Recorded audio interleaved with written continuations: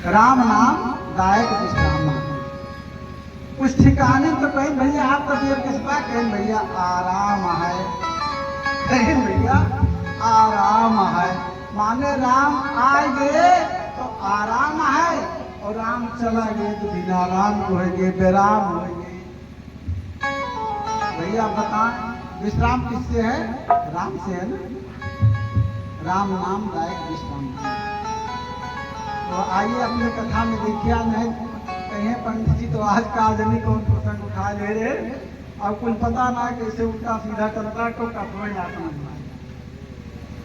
और भैया अध्यात्म वाली कथा कुछ ऐसा नहीं है भाई, अध्यात्म में चलत बा जाएंगे। एक अगर भली भांत समझ ली तो आप चाहे जहाँ ना हमेशा चैन के बंसी बजाइए। बड़ी गुड़ कथा बा कहले कहन सोता बकता ज्ञान निधि कथा राम के बूढ़ किमि समझे यह मूढ़ मति कलिमल ग्रसित विमूढ़।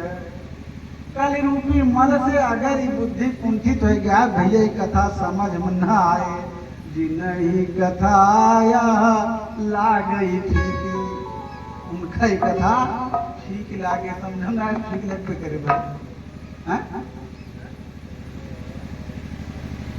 तो कथा चल किसकी रही थी? आत्मदेव सन्यासी धुंधकारी से आगे बढ़ चली है कि सप्ताह यज्ञ क्यों आया, किस कारण से आया है, इसी प्रसंग चल रहा है।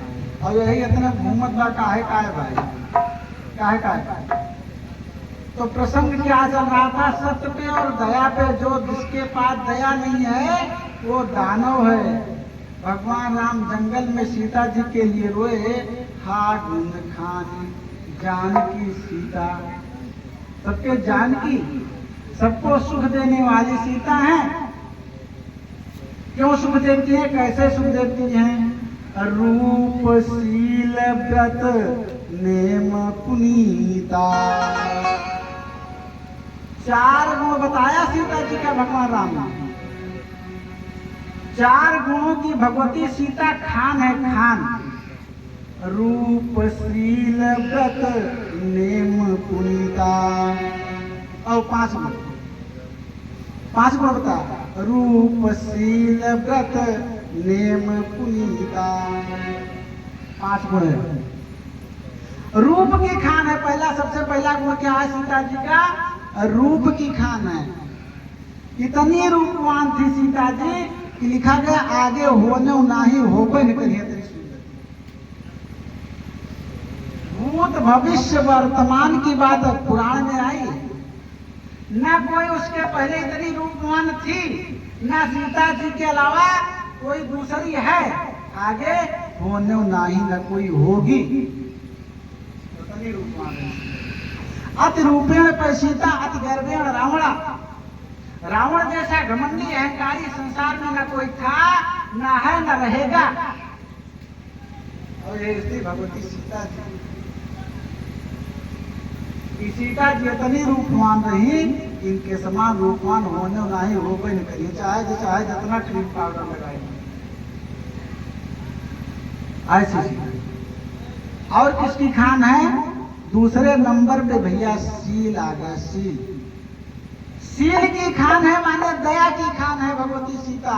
मैंने दया का एक उदाहरण दिया सीता जी का ना, कि जो दुष्ट इनको लेकर ले जाकर के अपने कटघरे में रखा है, अपने चंगुल में रखा है, भय दिखा रहा है, सब कुछ दिखा रहा है, लेकिन सीता जी अपने सत्य से और दया से डिग नहीं रही। दया की खान है सीता। एक साधारण व्यक्ति को भी क्रोध लग जाएगा, लेकिन सीता जी अपनी दया से डिगी नहीं। अरे रावण दया की भीख मांग रहा है, एक बार विलोक पूरा करके दया की भीख मांग रहा है। और बात देखिए, अरे बहुत अंतर कथा है इसमें, बहुत अंतर कथा है। लेकिन अब उधर नहीं जाएंगे, नहीं तो इसी फंसे रह जाएंगे हम भी, है ना। इसलिए सोच रहे थोड़ा बहुत कथा भागवत बताते हैं। तो रावण दया की भीख मांग रहा है, ये भी बात भाव है यहाँ। चलिए, तो भगवती सीता किसकी खान है? शील की खान है, दया की खान। और किसकी खान है? व्रत की। किस व्रत की? पतिव्रत की। पतिव्रत धर्म की खान है। सीता चाहे जितने दुष्ट के चंगुल में पहुंच जाए, लेकिन अपने व्रत से अडिग रहेंगी, डिग नहीं सकती हैं। और क्या है? नेम पुनीता, अपने नियम का हमेशा पालन करने वाली हैं। हमेशा समय से उठना, बैठना, बोलना, चालना, कहाँ कैसे बोलना चाहिए, कैसे उठना चाहिए, कैसे बैठना चाहिए, कैसे रहना चाहिए, इस नियम को भली प्रकार से जानते हैं। और कैसी हैं? पुनीता। पुनीता माने पवित्र। सीता हमेशा पवित्र रहने वाली हैं, कभी अपवित्र नहीं हो सकती। इतने गुणों की खान है भगवती सीता। हा गुण खानी जानकी सीता, रूपशील व्रत नेम पुनीता। भगवती सीता दया की। मैंने 3 ताका बताया था भैया, उपनयन के बाद उठी थी ना। ये है सत्य, दया। अगर हमारे पास दया है तभी हम जो है मानव कहलाने के अधिकारी हैं। इस प्रकार से आज की कथा में प्रसंग आया, ये सप्ताह आया क्यों? वेद व्यास जी जो है सरस्वती के पश्चिम तट पे बड़े चिंतन में पड़े हुए थे।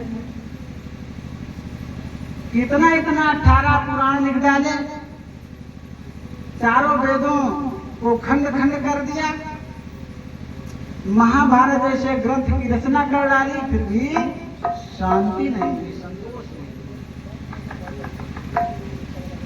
खिन्न मना बैठे हुए हैं सरस्वती के तट पे।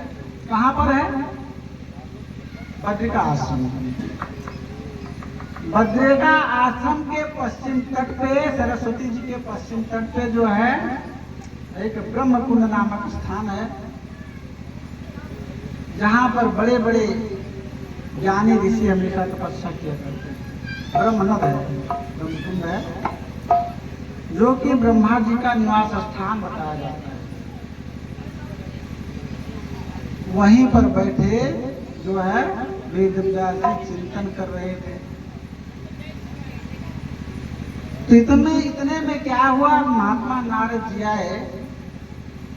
महात्मा नारद जी ने देखा वेद व्यास जी खिन्नमना बैठे हुए हैं। हे व्यास जी, नारद जी ने कहा, हे व्यास जी, आप क्यों चिंता कर रहे हैं? आपको किस बात का चिंतन हो रहा है? आप क्यों चिंता कर रहे हैं? किस बात से आप चिंतित हैं? हमारी कुछ समझ में बात नहीं आती है। व्यास जी ने कहा, हे महात्मा, बड़े भाग्य से आपका दर्शन हुआ, बड़े समय से आप आ गए। मैं पता नहीं क्यों, आइए थोड़ी देर भजन कर लेते हैं तब तक।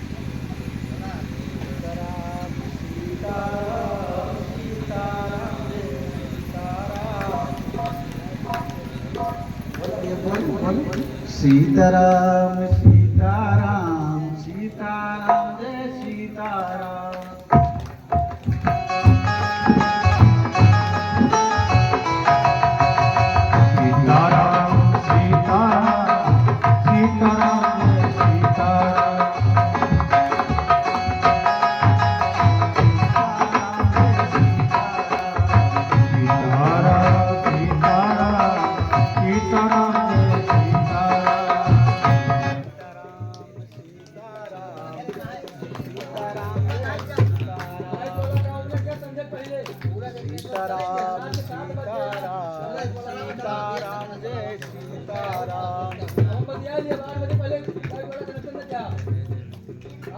सीताराम सीताराम।